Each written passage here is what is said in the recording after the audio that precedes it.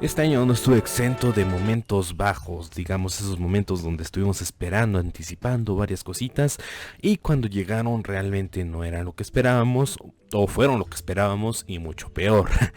Algunas sí, empezando por lo que fue el cine. En cine en general me la pasaba cada vez peor que iba, las películas no me estaban satisfaciendo para nada y era más la experiencia de ir al cine más que de ver una película.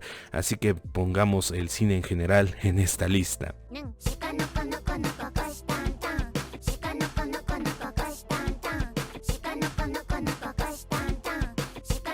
Sigamos con lo que pasó en cine y sí, aunque ya dije que mi experiencia en cine este año fue deteriorándose hasta el punto de dejar de hacer videos en este canal sobre películas estrenadas en cine y solo dedicándome a hacer sobre películas de anime. Pero dentro de eso hubo películas que me decepcionaron mucho más que aquellas que simplemente fueron malas.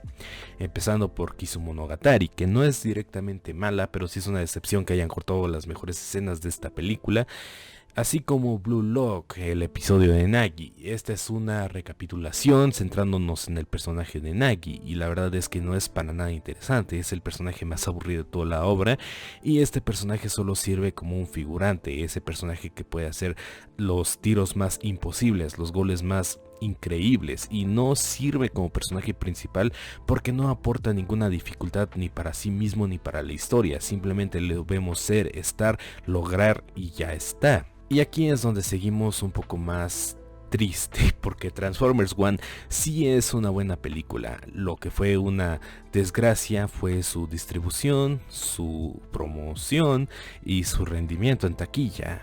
Como tal, su promoción fue terrible, los trailers, los avances que sacaron no sorprendieron a nadie con que esto iba a tratarse de una película animada infantil y pues eso alejó a la mayor parte de la audiencia. Lo que terminó de alejar a los fans fue que anunciaron que esto iba a tener Star Talents para las funciones en español en este país. ¿Y cuál fue la sorpresa cuando se estrenó en salas? Que solo se estrenaron en español y no hubo ninguna sala subtitulada con este horrible doblaje que tenía a Megatron sonando más como cantante de canciones norteñas que como el señor malvado. Ahora con Guasón 2 creo que dije todo lo que tenía que decir en el video que subí, no me gustó para nada, creo que fueron 2 horas y media menos en mi vida que disfrutar. Y creo que podría decir lo mismo de Kung Fu Panda 4. Kung Fu Panda 4 es la peor película de su saga. Ya no solo por el villano, ya no solo por que Po ya no sea el guerrero dragón, sino porque se pasan toda la película forzando un mensaje cuando todos los mensajes importantes se dieron en las dos primeras películas y aquí tratan de redireccionar el sentido de existencia de Po, de decir tienes que ya no ser el guerrero dragón, tienes que ahora ser un líder espiritual, tienes que formar a los siguientes, pero esto no se siente tan necesario porque Po sigue siendo demasiado joven y eso se nota en la forma en la que lleva su comedia. Esta película podría ser la que más comedia forzada tiene de toda la saga. Ahora pasando un poco más hacia el camino de la serie, tenemos a The Boys y la cuarta temporada de The Boys digamos que no convenció a todos y sí, sigue siendo esa serie rompedora que muestra sangre, que muestra penes. El problema es que muestra demasiados penes y ya solo lo hacen por gusto, ya no lo hacen porque sea una necesidad narrativa, como tal vez lo fue el episodio de Erogasm o no sé, cualquier otra cosa que involucrara un gore excesivo. Aquí simplemente lo siguen haciendo porque pueden hacerlo. Pero dejando de lado ese tema, aquí las decisiones que toman los personajes son realmente estúpidos. Tema de la mujer más inteligente del mundo está teniendo el mismo plan que ya habían implementado desde la primera temporada los Seven, se me hace una total pérdida de tiempo y en eso se basa toda la temporada, entonces no tiene ningún sentido su existencia.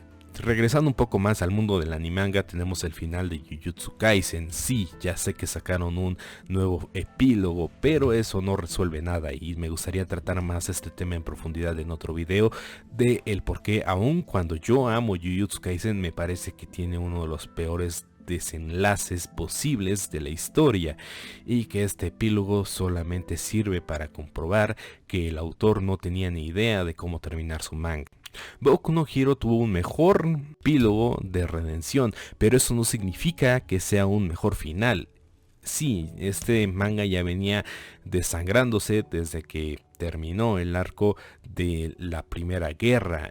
Y es que la Segunda Guerra, o sea, la guerra final con Shigaraki y con el All for One en un lugar separados, y mi rodilla teniendo que pasar de una isla desierta por todo Japón, la verdad es que se alargó demasiado, hubo demasiada anticipación, y que el hecho de haber revivido a Bakugo para que él sea el que derrotaba al villano más grande de toda la historia, la verdad es que no supo nada bien. Creo que no lo hubiera preferido muerto, porque de hecho es uno de los personajes que mantienen esa frescura ya hacia el final de la obra, y creo que es el que sale mejor parado ya en los epílogos. Pero el hecho de que haya sido tan frío con el tema de las muertes y con el tema del amor, que eso era algo que nos tenía enfrente de la pantalla pero que nunca desarrolló, la verdad es que sí es decepcionante. Pero hablando de mangas que terminaron este año y que llevan la palabra decepcionante escrito en su nombre, tenemos al final de Oshinoko. ¿Y por qué? Directamente terminamos con el protagonista suicidándose junto con su padre, a su hermana no dando un comino por la muerte de su hermano, la muerte de la persona que más le importaba en su vida, siguiendo con su sueño de idol, a Kane narrando el final como si la historia se hubiera tratado siempre de ella, y pues todos los personajes siguiendo con sus vidas como si la muerte de Aqua no hubiera significado realmente nada, como si el plan de Aqua hubiera sido perfecto. La verdad es que este final desentona muy feo en una obra que trataba de mantener la atención, el interés del público por todo lo alto durante mucho tiempo, y que lo logró, y lo estaba logrando bastante bien en el anime. Hasta que trataron de intercambiar sucesos en el anime para que tuviera mucha más tensión, pero esa tensión no se siente nada orgánica porque no conocemos a los personajes que nos están presentando. Entonces es un poco más complicado decir que esa tensión se va construyendo cuando literalmente no sé qué está pasando. Ahora sí, continuando con las series de anime, Monogatari Series la Off-Season solo adaptó 3 arcos esta temporada. Nos faltan todavía unos 8 libros todavía de novelas, y no sabemos cuándo vaya a llegar, y es una pena porque esta adaptación estaba yendo con muy buen ritmo, estaba siendo muy bien recibida, estaba siendo el mejor exponente de Monogatari después de tanto tiempo, y es una pena que haya terminado de esta forma. También Boku no Hero Academia se encuentra en esta lista porque siento que nuevamente no supieron mantener el nivel de la adaptación. Se toma bastantes libertades para iniciar el conflicto, nos tardamos 7 capítulos enteros para ver una sola pelea, y cuando finalmente pasa se rushean varios tomos de manga en solo capítulos para que lo último que quede adaptar sean solo las peleas finales. Y eso no está mal, pero es que no es consistente en su adaptación. Eso es a lo que me refiero, y creo que este problema lo lleva arrastrando desde la 5ª temporada, entonces no es tanto una sorpresa, pero ya que le siga sucediendo en la temporada final, cuando literalmente ya tienen todo acomodado, pues como que no queda tan bien. Yuru Camp cambió de estudio para su 3ª temporada y se nota, ya esos paisajes animados ya no son tan bonitos, sus paisajes parecen más una fotografía al que le agregaron un efecto de blur para que no se vea tan realista.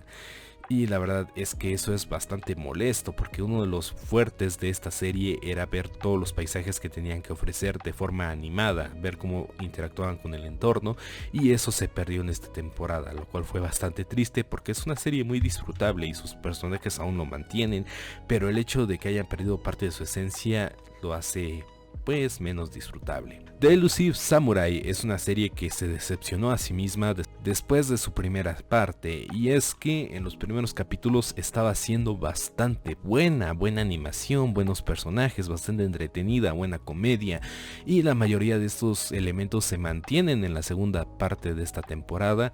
El problema es la animación, y es que a pesar de estar animada por Cloverworks, un buen estudio de animación, un estudio ya muy reconocido por saber que hace bien su trabajo, pues se les cayó el anime y terminaron animando caballos en 3D que honestamente se ven espantosos. Y la verdad es que esto pasa ya en varios momentos de esta obra, ya en varios momentos hacia el final se nota demasiado, y ojalá no hubiera tenido este talón de Aquiles tan notorio, ojalá hubiera sido solo por momentos.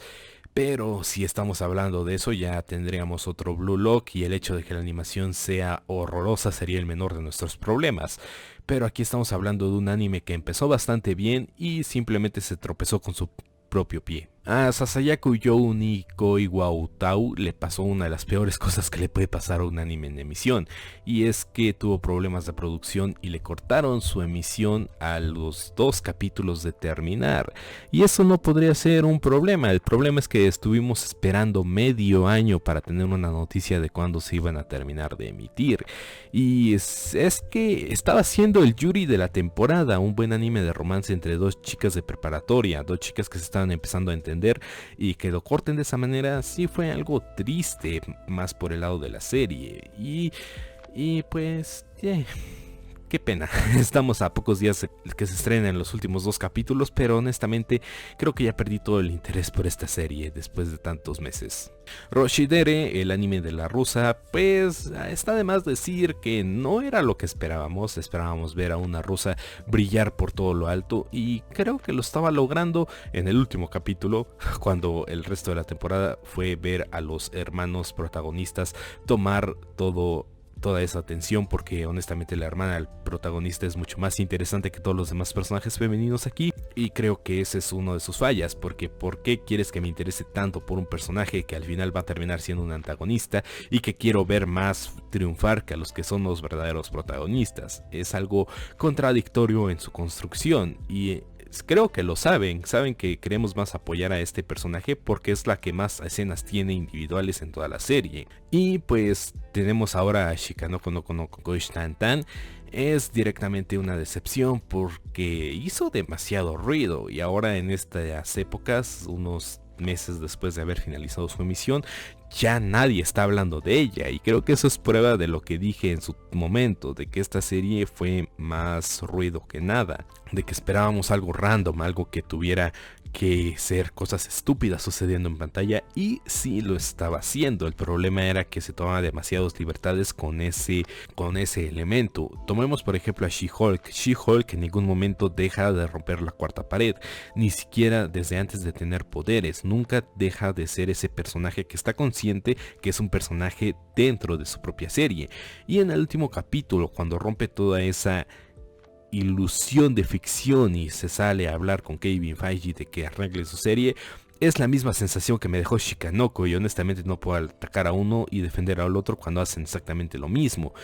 Y pues simplemente es desesperante que no se tomen en serio ni por un segundo la trama en la que están. Ok, yo les perdono 1 o 2 comentarios de que esto es malo para el programa, pero que lo hagan cada 5 minutos de realmente desespera. Y creo que ya nadie debería de estar hablando de estas series.